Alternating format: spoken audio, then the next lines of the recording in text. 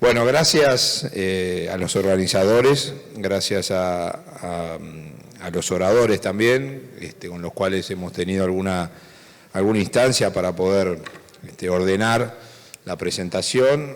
Gracias a Joaquín especialmente y a Pía, que anda por ahí, de acá no se ve mucho, pero que detrás de todo hombre, de todo gran esfuerzo, dicen que hay una gran mujer, así que muchas gracias por todo el acompañamiento de toda la previa y del Congreso.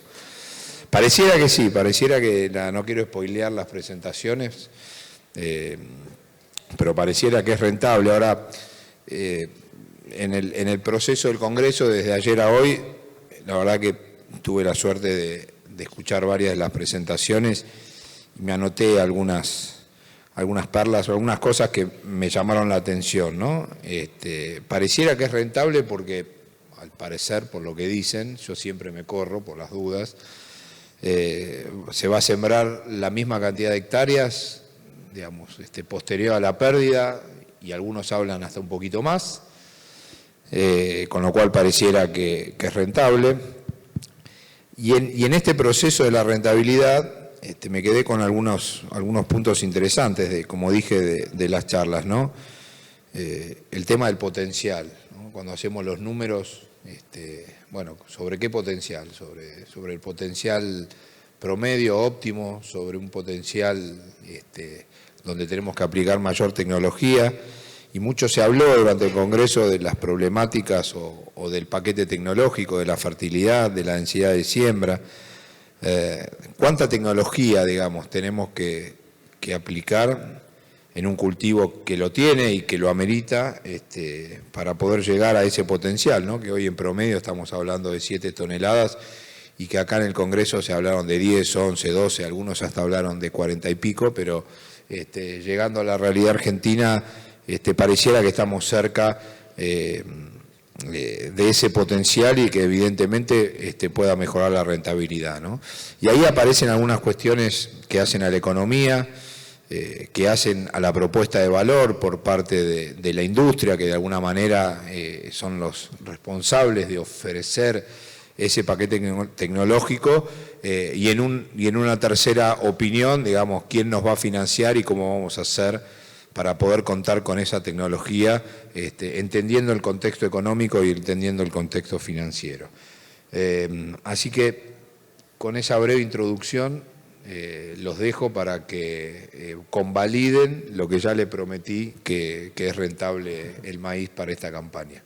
David, por favor. Muy bien, muy bien. Vamos a hablar un poquito en esta primera parte de la economía, que estos días justamente ha estado bastante movida, así que vamos a tratar de entender un poquito qué está pasando y qué significa este contexto económico para las actividades agropecuarias. Y el principal tema de las últimas semanas ha sido la tasa de interés, ¿no? Que ha estado por las nubes. Esto que están viendo ahí en naranja es la tasa de adelantos en cuenta corriente, básicamente de los descubiertos, en el 86%, un nivel claramente insostenible, tanto desde esta perspectiva para el financiamiento de las empresas como desde el Tesoro, que de alguna manera también el Tesoro es el que paga parte de esa tasa a través de las LECAPs.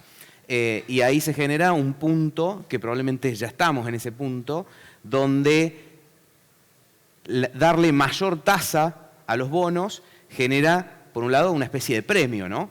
Pero cuando esa tasa es lo suficientemente alta, ya genera un problema de sostenibilidad, ¿no? Cuando estás pagando una tasa real del 40% anual, empiezan a surgir preguntas sobre la sostenibilidad del repago de esa deuda o, visto de otra perspectiva, aunque no haya problema de sostenibilidad, de oferta, ¿no? La oferta de bonos crece a un ritmo muy acelerado en términos reales, entonces lógicamente esos bonos tienen menos precio, un juego de oferta y demanda. Entonces ya se encuentra en niveles que son más o menos insostenibles tanto para las empresas como para el Tesoro. ¿Por qué llegamos a estos niveles de tasa? Me voy a centrar acá para estar más e ir empezando la charla. ¿Por qué llegamos a estos niveles de tasa? Básicamente se han conjugado 3 ruidos en la economía. Un ruido inicial que fue el desarme de las LEFI, que era de alguna manera fueron las sucesoras de lo que en su momento fueron las LEVAX, de lo que después fueron las LELIX, que terminaron siendo las LEFIs y que ahora se desarmaron, que era básicamente donde se contenía todo el exceso de pesos que tenía la economía, exceso de pesos generado para financiar el déficit fiscal. Entonces, el primer ruido se generó a mediados de julio con el desarme de estas letras, que primero generaron una baja de la tasa de interés y después cuando el Banco Central intentó sacar todos los pesos que estaban inundando el mercado de pesos, generó la disparada de la tasa hacia arriba y ahí entró en una cadena de volatilidad que ha sido difícil volver a controlar. Eso se combina con, porque acá tenemos mercado de pesos y mercado de dólares, con una menor oferta de dólares que ya se venía sintiendo en el mercado cambiario, por eso pasó de los 1.150 a los 1.250 y ahora a los 1.350. Tuvimos la típica estacionalidad de mayo, junio y julio con muy buena oferta de dólares, de hecho incentivada por la baja temporal del derecho de exportación que se iba a terminar, entonces eso generó un adelantamiento de liquidación de divisas por parte de los agroexportadores y que empezó a ver todo el mercado. O sea, a partir de julio, de mediados de julio, va a haber sequía de dólares, ¿no? Porque entra a jugar la propia estacionalidad de todos los años, que a partir de julio empieza a bajar, menos los dólares que ya se adelantaron, ¿no? Entonces, además del ruido de tasa, el mercado empezó a entender, va a haber menos oferta genuina de dólares. Como de hecho hay siempre en esta época del año. De hecho, todos los años alrededor de septiembre empieza la discusión de si los productores venden o no venden la soja, ¿no? O el maíz. De hecho, los dólares de soja nacieron en estos meses justamente del año, no nacen en otros meses del año todo este tipo de discusiones. Y el tercer ruido es la política. Sabíamos que se venían las elecciones, que siempre hay dolarización de las carteras cerca de las elecciones porque todo el mundo prefiere pasarlas cubiertos, a lo que se le sumó el ruido que vino en un momento del Congreso, que hacía un poco peligrar el ancla fiscal, y el más reciente ruido de esta última semana. Entonces, se combinaron estos tres factores para generar esta gran volatilidad de tasas y que ya desatado, lo que yo estoy previendo es que nos mantengamos con estos niveles de tasas altas, no sé si será el 86 o será el 70, pero tasas altas, de acá a las elecciones. ¿Por qué? Porque de lo contrario el mercado busca un equilibrio, tipo de cambio, tasa. ¿Por qué busca un equilibrio, tipo de cambio, tasa? Porque el problema de fondo de todo esto es un exceso de pesos. La economía tiene más pesos de lo que quisiera. ¿Por qué la economía tiene más pesos de lo que quisiera? Porque durante un montón de años se imprimieron pesos para sostener el déficit público. Entonces esos pesos buscan a dónde ir. ¿A dónde van los pesos? O van a los bienes y te presionan la inflación, o van a los dólares, van a comprar dólares y presionan el tipo de cambio, o le tenés que ofrecer una alternativa para que se queden quietos. ¿Cuál es esa alternativa? La tasa, que venía siendo una tasa real del 10%, cuando teníamos la tasa en cerca del 35%, con expectativas de inflación del 20-25% para adelante, con una tasa del 10% real por encima de la inflación, esos pesos se quedaban quietos, con expectativas que de alguna manera estaban alineadas. Las tasas van a ir por abajo, el dólar está relativamente tranquilo, las elecciones le va a ir bien al gobierno, la inflación se va al 20%, ¿no? Eso me refiero con expectativas alineadas. Gran parte del mercado estaba teniendo la misma visión hacia adelante. De hecho, tomábamos lo que decían las 10 consultoras que más le pegan a las proyecciones y casi todas estaban mirando ese escenario hacia adelante. El tema es que una vez que se rompe, se desalinean esas expectativas, es muy difícil volver a alinearlas, sobre todo si la cuestión política tampoco es cierto el resultado. Entonces, por eso es que digo, vamos a seguir con este ruido de acá a las elecciones y después el mercado buscará, y ahí vamos pasando al dólar, buscará un nuevo equilibrio de dólar y tasas, ¿no? Hoy ese equilibrio de dólar y tasas está en 1.350 y tasas, si tomamos las LECAPs, en torno al 70, que después nos generan este costo de financiamiento, ese es el equilibrio actual. Probablemente el equilibrio después, ¿qué pasa? Perdón, después de las elecciones, ese equilibrio actual no le sirve a nadie, como decíamos al principio, no le sirve a las empresas, no le sirve al Tesoro. Entonces ahí el Tesoro tendremos que ver si está dispuesto a soltar un poco más el dólar para que las tasas puedan bajar de nuevo a niveles manejables como podrían ser cerca del 40%. Entonces, esa es la elección que va a tener el gobierno por delante el 1 de noviembre. a dónde dejo ir el dólar para que las tasas se estabilicen. ¿Qué es lo que hoy el gobierno claramente no está dejando? Está vendiendo futuros, está manteniendo las tasas altas, porque no quiere todo ese ruido cambiario a pocos días de las elecciones. Pero después del 1 de noviembre va a ser difícil sostener cualquier otro esquema. Y ahí tendrán que ver también las elecciones, ¿no? Si son un resultado que se ha leído como positivo o leído como negativo, eso va a implicar un nuevo equilibrio en dos tipos de cambio distintos. Probablemente un resultado que sea leído como positivo va a significar un equilibrio de tipo de cambio por debajo del techo de la banda, que para ese momento va a ser un poco por debajo de los 1.500 pesos, o por encima del techo de la banda, y es lo que el mercado se empieza a preguntar, ¿va a seguir existiendo la banda después del 1 de noviembre? Sobre todo si al gobierno le va mal. Y si miramos la curva de lo que dan las LECAPs hacia adelante y la curva de lo que es el techo de la banda, de noviembre en adelante, toda la curva de pesos, digamos, si yo pongo pesos a tasa y a qué dólar equivaldría, está por encima del techo de la banda. Entonces, el mercado hoy está creyendo o está viendo que es una posibilidad que sea difícil sostener el techo de la banda, que para ese momento va a estar cerca, decía, de 1.500 pesos, después en noviembre. Y hoy estamos solamente a 100 pesos del techo. Hoy bajó un poquito, pero estamos a 100 pesos del techo. Entonces, eso es un poquito el juego tasa-dólar y que vamos a seguir con este ruido los próximos 2 meses. La inflación venía bajando de manera significativa. En julio del año pasado había acumulado una inflación del 263%. Julio de este año acumuló una inflación en el último año del 36,6%. Esto es uno de los grandes y el principal logro del gobierno ante la posibilidad de haber estado al borde de una hiper antes de apenas asumió, ¿no? Entonces, esto es uno de los grandes logros.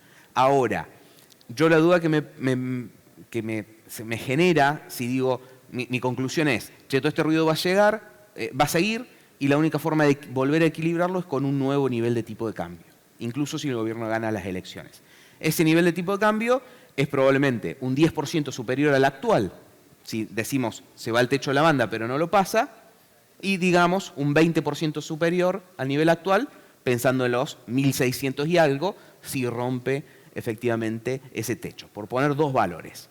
Eso, más los 20 puntos que ya se movió el tipo de cambio en los últimos 2 meses, algún pase de precios va a haber. Hasta ahora ha sido muy bajo y también ha sido un logro importante que este movimiento del tipo de cambio se haya dado en este momento de inflación para ayudar a que el pase a precios no sea tan rápido como podría haber sido hace un año. Hace un año muy probablemente este movimiento de 20% que tuvimos en el tipo de cambio de los 1.100 y algo a los 1.300 y algo, estos últimos 2 meses se hubiese pasado a precios mucho más rápido. Ahora se pasó muy poco hasta el momento. Pero si le adicionamos una suba adicional de tipo de cambio, probablemente algo de pase tengamos. Entonces, las perspectivas que hasta hace un mes el 10% de las consultoras que más le pegan estaban esperando el 20% de inflación, hoy yo diría, ya en el mejor de los casos, para los próximos 12 meses está en el 25% y en el peor de los casos está en el 35%. ¿Eso qué significaría? Que en promedio para los próximos 12 meses nos ubicaríamos en un 2,5% en el peor de los casos. Y nos tendríamos que olvidar por unos meses del objetivo del 1 al cual venía yendo el proceso inflacionario, como consecuencia, ¿no? Como positivo, hasta el momento, es la recuperación de los salarios, que desde marzo del año pasado lleva una recuperación del 23% en términos reales. Eso de alguna manera es lo que también venía motorizando cierto nivel de consumo y cierto nivel de confianza en el gobierno y de expectativas positivas en la gente. Claro está que viene recuperándose 23 después de haber perdido por adquisitivo durante 6 años, entre marzo del 18 y marzo del 24. Es decir, no venía del subsuelo, venía de un segundo subsuelo los salarios. Entonces ahí es donde se combinan las percepciones. Che, el salario se recupera, pero a la gente no le alcanza. Claro, está menos peor que antes, pero todavía no significa que sea bueno el salario promedio. Esto, por ahora, con una inflación que venía en baja, venía dando positivo prácticamente todos los meses, excepto marzo, que tuvimos el movimiento previo a la salida del cepo. Ahora sí, pasa esto que estábamos diciendo y se recalienta de alguna manera la inflación. Se recalienta. del 1,5 al 2,5 estamos hablando, ¿no? O algún mes al 3, lejos de los niveles sobre los que veníamos. Acá sí puede haber un estancamiento que también puede golpear en la cuestión política. Me lo voy a pasar de largo, simplemente por no estirarme con los tiempos. Y sumo una sola cosita. Ya venimos de 2 meses de mal dato de actividad, que también venía siendo una de las fortalezas políticas. La actividad venía creciendo prácticamente todos los meses. Habíamos superado el nivel prácticamente de la última década en términos de actividad y venía siendo un dato muy positivo, y ya dieron 2 meses de estancamiento y un mes de apenas negativo como fue este último mes de julio, pero básicamente 2 meses relativamente malos de datos de actividad, y todo este ruido más la tasa no vemos que contribuya a una recuperación de la actividad hacia adelante. Por lo tanto, estos próximos 2 meses, cuando veamos los datos de agosto, los datos de septiembre, probablemente de actividad no venga una buena noticia. Y ahora ya, para bajar e ir cerrando, ¿cómo impacta todo esto que estamos conversando en el negocio agrícola? Y acá simplemente lo puse en una cuentita muy simplificada de margen. Precio, sin tener en cuenta el mercado internacional, que es lo principal, pero pensando en los ingresos de los productores, sí tenemos y estamos teniendo alguna mejora por incremento de tipo de cambio, que había sido uno de los grandes deterioros de los últimos 2 años, del último año y medio, con un proceso de apreciación cambiaria muy significativo. Entonces, sí tenemos una mejora del ingreso en pesos, que muchos me dirán, bueno, pero gran parte del costo está en dólares, entonces no me afecta, sí, pero sí afecta al flete, sí afecta al contratista, a los costos de estructura, a todo el costo en pesos. De alguna manera eso ayuda a licuarlo. Y siempre ahí está la pregunta, bueno, ¿y puede seguir mejorando hacia adelante por baja de derechos de exportación? Me gustaría, pero no lo veo hoy, y sobre todo con la situación actual, como una posibilidad para los próximos 12 meses. Yo para los próximos 12 meses, de acá al Congreso de Maíz del año que viene, no esperaría una baja de retenciones como la que ya tuvimos. Probablemente diría hasta los próximos 11 meses, porque por alguna cuestión política puede haber algo en la rural de Palermo. Pero de acá a julio, por decir, de acá que cosechemos y vendamos la mayor parte de la cosecha, yo no veo ningún cambio en retenciones. Simplemente, para resumir de alguna manera, los insumos, más allá de la cuestión de los precios internacionales, por ejemplo, que se ha movido un poquito de la urea este último tiempo, en general han tendido a la baja por la propia apertura comercial y la liberación del cepo, ¿no? Vimos bajas en dólares en gran parte de todos los insumos de la maquinaria que venían de un nivel de haber estado inflados justamente por el cierre de la economía, el cepo, etcétera. Venían inflados, ahí los vimos bajar.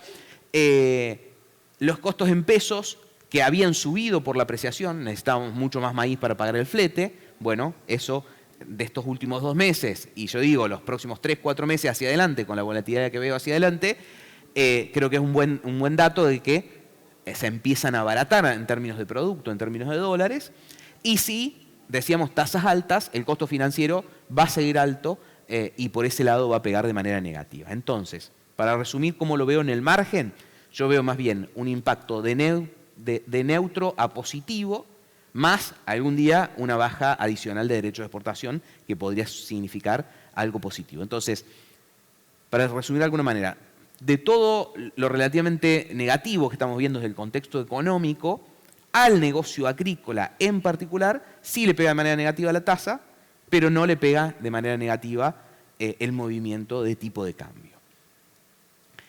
Y me preguntaba Joaquín Vinasco cuando nos dio alguna lectura de cuando armó el panel y qué esperaba, me dijo así textual, ¿qué puede hacer el productor para ganar más guita? Tratemos de responder esa pregunta en esta charla.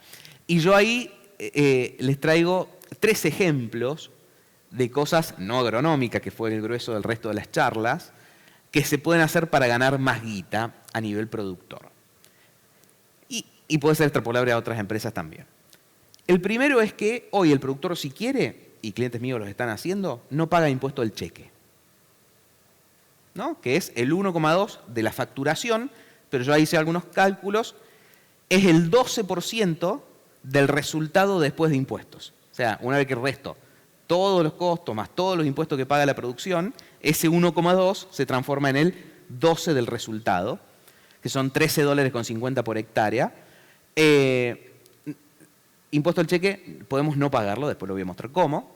Impuesto a las ganancias podemos no pagar por vías totalmente legales, que en el caso del margen que armé para maíz serían otros $45 que tendría que pagar de ganancia. Después los contadores a veces nos ayudan, a veces no, a que ese número sea menor, pero si lo dejamos tal cual, es otro 43% del resultado.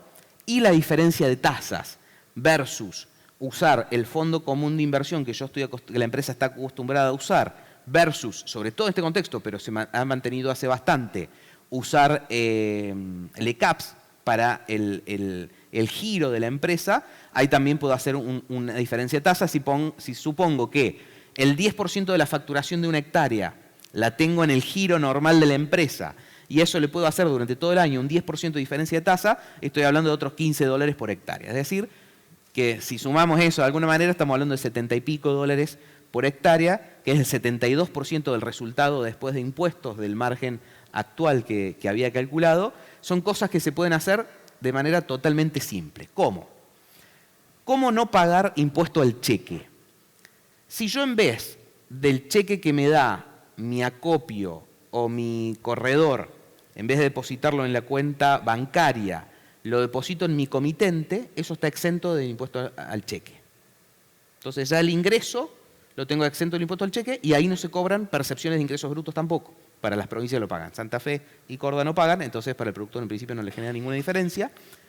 Y después, yo de esa cuenta comitente puedo pedir una emisión de un e-check y endosarlo a quien yo le tenga que pagar, por ejemplo, para comprar las semillas.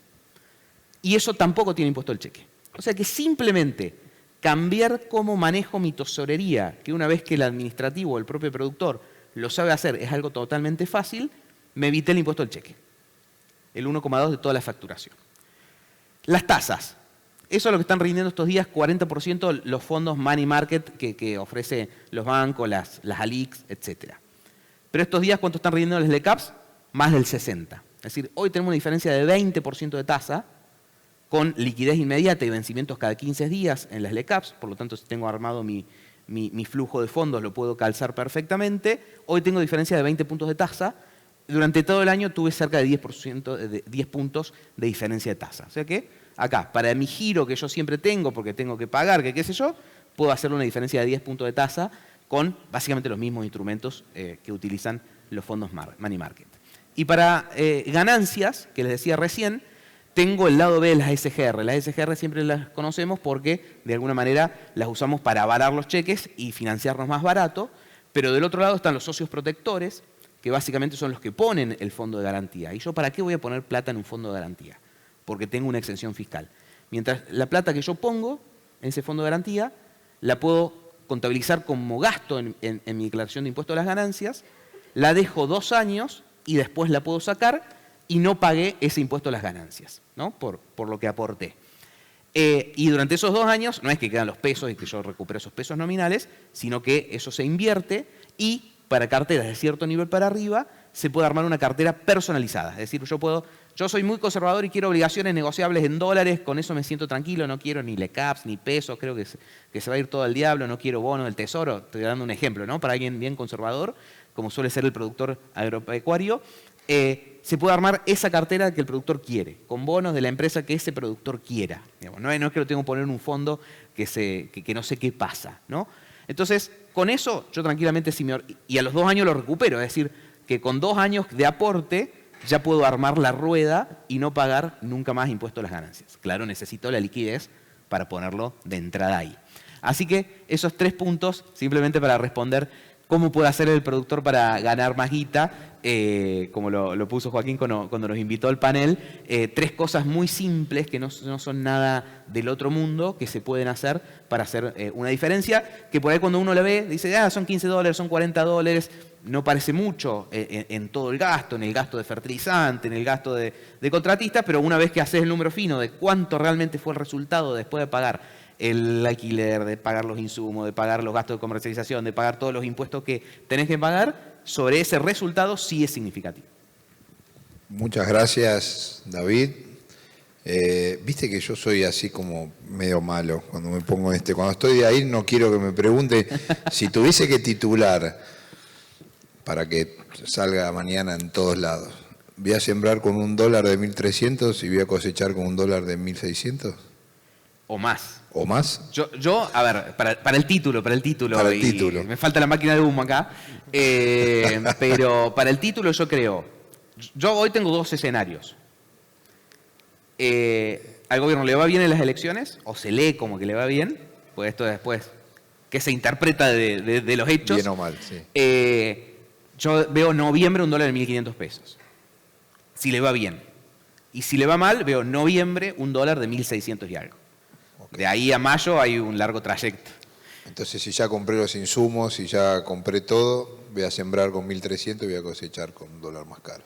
Yo creo que este año, a diferencia de lo que esperábamos, de lo que pasó el año pasado y de lo que esperábamos que la estabilidad cambiaria llegara para quedarse, yo creo que por el escenario que estamos viendo hoy, eso va a pasar. Ok. Eso.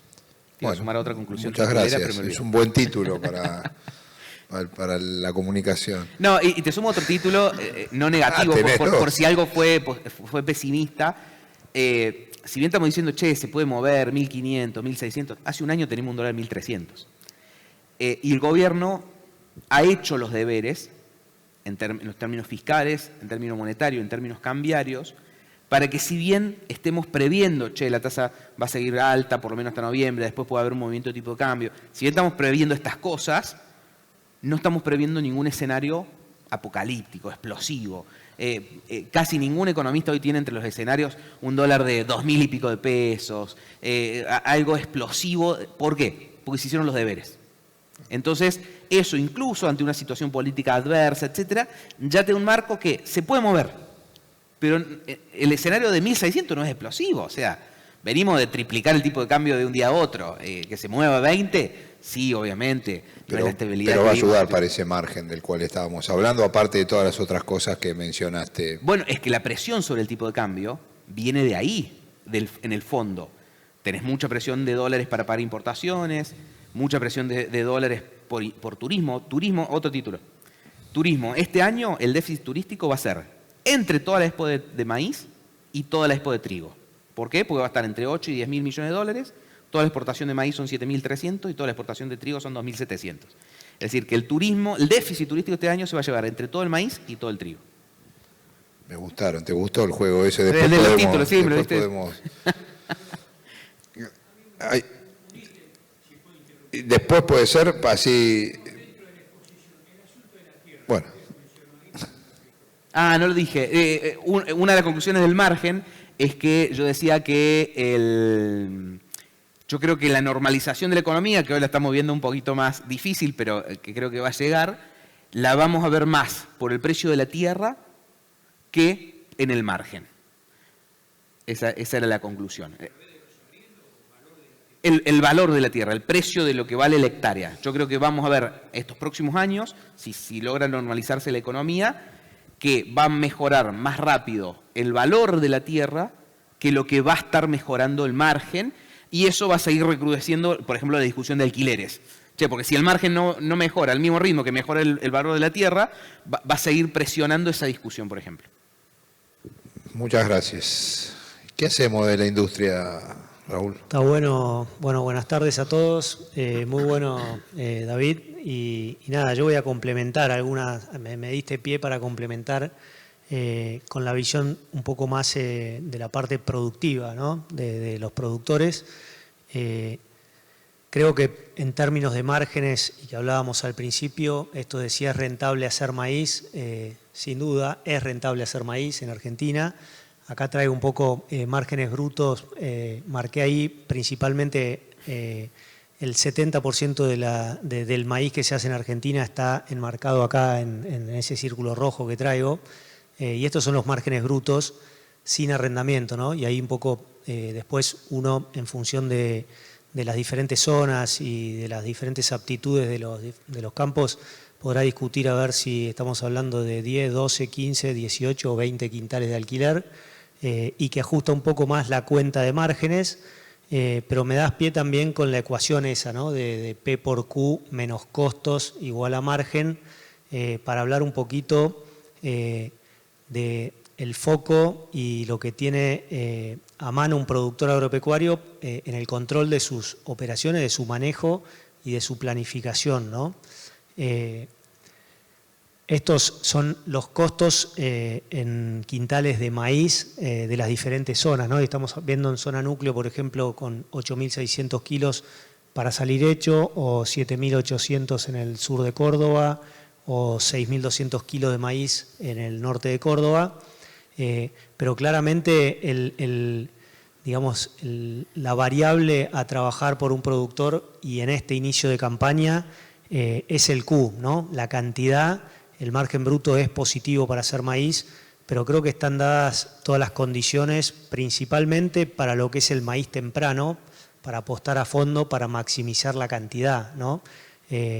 Tenemos un inicio en términos de condiciones hídricas, de perfiles totalmente recargados en la zona núcleo, zona centro, en algunas partes de Córdoba, como para apuntar a planteos productivos de maíz de altísimo potencial de rinde.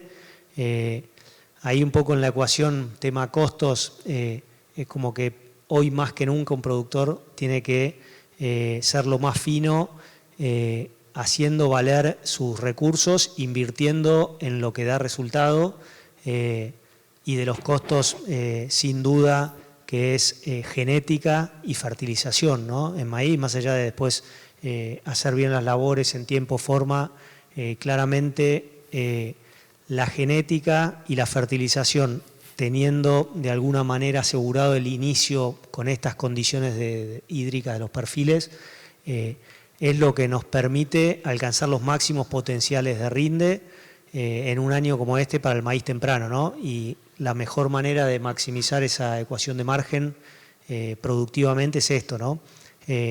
Nosotros en NK venimos hace 5 años en un trabajo muy fuerte en el programa de mejoramiento, trayendo al mercado híbridos con altísimo potencial de rendimiento y estables, pero además de esto lo estamos acompañando con algunas herramientas, plataformas tecnológicas para traer y poner a disposición de los productores para cuando toman decisiones, ¿cómo impacta esto, ¿no? El agua útil en el perfil combinado con híbridos de altísimo potencial de rendimiento, ¿qué diferencia puede esperar un productor en el índice ambiental de ese lote en función del agua útil, ¿no? Y de la fertilización? Creo que este tipo de herramientas a la hora de hacer el cálculo de márgenes son importantísimas. Cualquier productor, no tengo duda de que sabe exactamente o tiene la historia en la cabeza de lo que rinde ese lote de maíz manejado de determinada manera, sembrado en determinada fecha y con una fertilización adecuada, que es la que viene haciendo.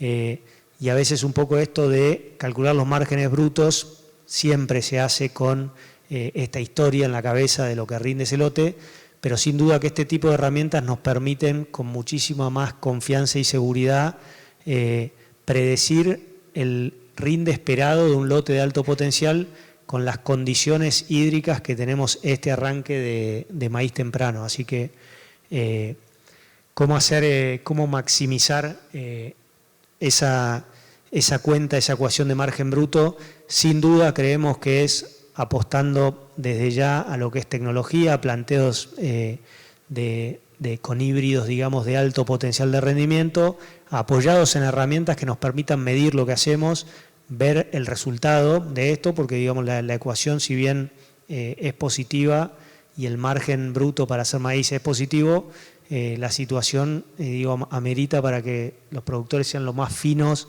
en esto, ¿no? De saber cuántas toneladas de maíz te devuelve los kilos de urea aplicado en un lote, lo tenemos que saber perfectamente. Cuánto pagamos por un híbrido de alto potencial y qué diferencia tenemos contra otro, y el valor que tiene en la bolsa lo tenemos que tener claro para maximizar y optimizar la ecuación de margen bruto, ¿no?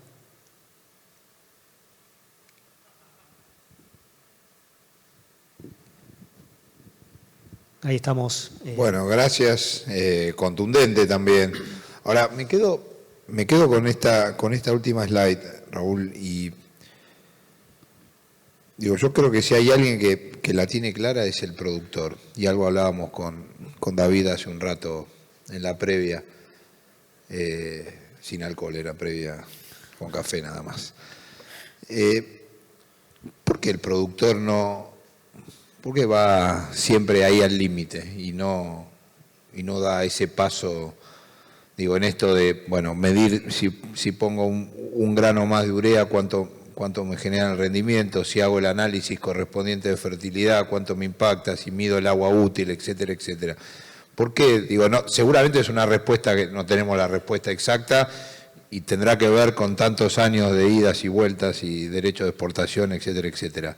Pero ¿por qué y cómo hacemos para poder quebrar, digamos? De hecho, ustedes lo hacen en términos de todas las explicaciones y lo que hacen. Permitime disentir un poco, Seba, porque digo, los productores argentinos principalmente, si hay algo que los caracteriza es la velocidad en la que adoptan tecnologías de valor, cuando le ven el valor, cuando saben, cuando lo miden, y sin duda que son los primeros. Hablábamos un poco de la recuperación del maíz, ¿no?, este año, y es impresionante cómo se está recuperando el área de maíz. Los productores conocen muy bien el valor que tiene el cultivo de maíz en las rotaciones de los sistemas productivos, lo que aporta y lo que le devuelve a los suelos. Y claramente estamos volviendo al área de maíz de la campaña 2023 prácticamente, en un año difícil. Esto del agua útil en el perfil, digamos, ya lo estamos viendo en las decisiones que ya están tomando los productores. Esto de, nosotros lo vemos en la demanda de los productos semilla de maíz. Es una campaña en la cual los productores ya están tomando la decisión de crecer en el cultivo. El año pasado, quizás a raíz de una problemática puntual, en una acción más defensiva y conservadora, si querés, ajustaron un poco la superficie. Este año están volviendo por los perfiles como están, porque saben el potencial de rinde de esos lotes y saben cómo impacta esto en los márgenes brutos. Así que el valor lo ven, las tecnologías es claro, y nosotros en la industria tenemos digamos, un rol importante en eso de poder hacer ver el valor, poner a disposición las tecnologías que hay, pero cuando los productores lo ven, lo prueban, enseguida el productor argentino mide mucho y es muy eficiente, ¿no? Se sorprenden cuando cada vez que vienen en alguna gira o visita del exterior, los productores de afuera realmente valoran lo innovador y lo rápido que adoptan tecnología los productores argentinos, pero son muy desafiantes del valor que aporta cada una de las cosas que se les propone, ¿no? Buenísimo, bien, eso podemos disentir, no hay ningún problema. Y está muy bien que así sea. Bueno, hasta ahora tuvimos muy buenas noticias. Ahora caemos en... ¿Qué hacemos, Ale? Hay que ayudar. Para eso estamos, para hacer la última pata ahí, apalancar. Bueno, contanos Así entonces. Si me puedo parar porque Sí. voy a quedar un poco más cómodo y somos chiquitos. Bueno, nada, un placer compartir este panel. Bueno, iba a estar Cristian, el gerente zonal, que no pudo venir, pero estamos en la gerencia zonal Rosario como comercial. Y bueno, venimos a transmitir un poco la información de cómo nos encontramos hoy con las herramientas que tiene el Banco Nación. Bueno, hablar de tasas hoy está muy volátil, así que... sí. Te dejo un buen espacio para que... Sí, un buen espacio. Pero bueno, nada, decimos un detalle de cómo nos encontramos hoy con las herramientas que tenemos para el productor, para acompañarlos en los ciclos productivos y demás. Y bueno, traje una breve descripción.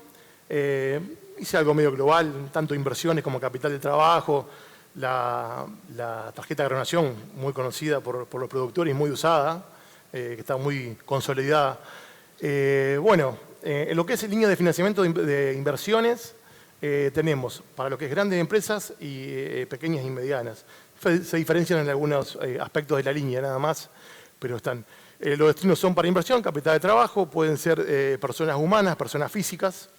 En este caso vamos a hablar de todo lo que es los usuarios de persona física y de inversión. Tenemos plazo hasta 10 años para inversión y en lo que respecta a capital de trabajo, hasta 3 años. Dentro de esos 3 años tenemos 2 opciones de toma, que es con pagos íntegros a 180 días y pagos íntegros a 3 años. Obviamente que están ayornadas a la actividad del agropecuario, ¿no es cierto? Los sistemas de amortización de todas las líneas, o de casi todas las líneas del Banco Nación, y más sobre las que estamos hablando ahora, son de sistemas de amortización alemán. Y bueno, después surge de cada evaluación de crédito y carpeta, las garantías y demás, que hoy estamos trabajando con SGR, hipotecas abiertas, sola firma, sesiones de cobranza, etc. Bueno, en lo que es financiación de inversión, acompañamos hasta el 100% de la inversión para el cliente. Y lo que es sistema de riego tenemos periodos de gracia. En algunos otros destinos también, pero bueno, en general son con periodos de gracia de 6 meses, para capital estamos hablando, ¿no? Nosotros tenemos un marketplace, BNA Conecta, que está, la verdad que tuvo un impacto muy bueno, donde ahí estamos haciendo un contacto digital, diríamos, entre el comprador y el vendedor, donde el Banco Nación genera una bonificación de tasa. La verdad que está funcionando y muy bien. Bueno, en lo que es tasas, como verán, acá, perdón, que me fui para... Ahí. En lo que es tasas en pesos, obviamente que no las puse hoy porque como está el sistema, pero bueno, las líneas generalmente son las mismas, van cambiando las tasas y acoplándose algunos beneficios en las líneas con convenios. Lo que sí dejé en la de dólares, que es la que menos movió. En lo que es inversión tenemos el 9% fijo hasta $1 millón. Para empresas que cumplan obviamente con las condiciones previstas en la norma en moneda extranjera del SRA y el banco, ¿no? Destino de inversión, capital de trabajo. En capital de trabajo tenemos a 180 días al 5,5 fijo, hasta 1 año de plazo al 7,5 fijo y hasta 3 años de plazo al 8,5 fijo. Eso es lo que es capital de trabajo. Y 9% para inversión. Los plazos de amortización son los mismos, tenemos hasta 10 años para inversión y 3 años para capital de trabajo con sistema de amortización alemán. Después lo que es monto y garantía surge de cada evaluación crediticia de cada carpeta, que está sujeto a cada carpeta del cliente. Tenemos una línea muy fuerte que es para la maquinaria nacional en pesos, bonificada por fabricantes y concesionarias, donde todos los fabricantes y concesionarios que están adheridos aportan a la línea y podemos bonificar gran parte del interés actual. La línea es para adquisición de maquinaria de equipos de bienes de capital, vehículos nuevos y fabricados en el país. Los montos de garantías, exactamente lo mismo que veníamos hablando, depende de cada calificación. Y los montos a otorgar es hasta el 100% de la factura final con IVA. Ese sigue un plazo único de 48 meses y depende de la actividad del cliente, se puede hacer mensual, trimestral o semestral los pagos. En maquinaria en dólar, es otra línea que tenemos. Hoy está al 8,25, fija, hasta $1 millón, para pymes y para grandes empresas al 8%. Y la modalidad es lo mismo, 48 meses de plazo, sistema de amortización alemán, y bueno, con pagos mensuales, trimestrales o semestrales, dependiendo de la actividad y lo que necesite el cliente. Los destinos, obviamente, para adquisición de maquinaria. Esto es algo muy bueno que el banco implementó ya hace un tiempito, donde estamos tratando de acortar caminos y que se pueda hacer una autogestión mucho más rápida y sencilla el cliente. Para clientes nuevos podemos acceder directamente de la página del Banco Nación, donde accedemos a una resolución inmediata, ingresando datos que te pide, como el quit y demás. Ya hace una precalificación hasta 600 millones de pesos, obviamente dependiendo del score, para poder hacer uso instantáneo de las líneas que posee el banco. Ya después, si el monto no queda corto y no sirve y demás, ya sí hacemos una calificación de forma tradicional. Lo único requisito que tiene que tener el cliente es tener una cuenta en Banco Nación. Nada más que eso, ya se puede calificar desde la página web. Bueno, los pasos a seguir están todos en la página. Acá lo explayé un poquito, pero bueno, es súper sencillo y es tanto como para persona humana como jurídica. Cuenta corriente, bueno, hoy estamos bonificando las aperturas de nuevas cuentas corrientes, todas digitales, estamos generándolas, lo que son mantenimientos y las cuentas Nación. Bueno, este es uno de las herramientas fuertes que tenemos en el agro, que es la agronación, muy usada por los productores, donde nos permite comprar y poder pactar pagos. Generalmente era a un año de plazo con la forma tradicional de plástico. Hoy tenemos 18, 24 y 36 meses de plazo, haciéndolo a través del marketplace del banco, que es BNA Conecta, que es una herramienta que está funcionando y muy bien. Pactando las tasas del momento, fijas, y después lo que hace el vendedor es cobrar a las 72 horas hábiles esa venta y nosotros financiamos esa venta con el plazo que decida el cliente. Bueno, ahí se puede armar un esquema de vencimientos conforme al ciclo productivo de cada cliente, alternando cuotas y diferenciamiento.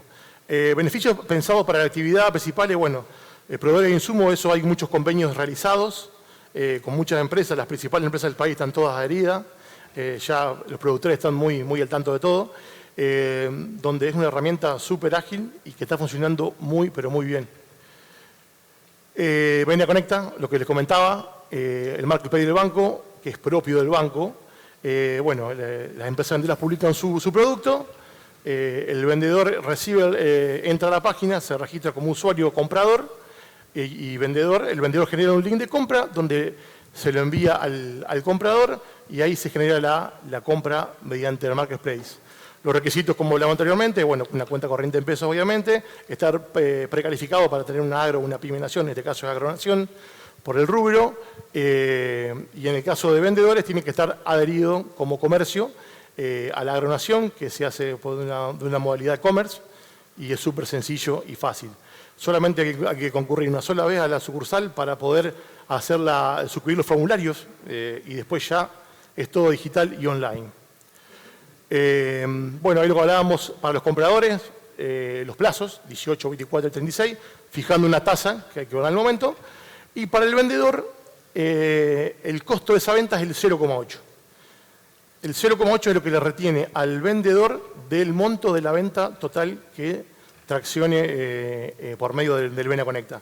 La verdad que es un costo muy competitivo y muy conveniente, y más que todo por la herramienta que estamos brindándole, está muy bueno. Y a las 72 horas hábiles el vendedor ya percibe la acreditación de la venta en la cuenta corriente que tiene vinculada al comercio.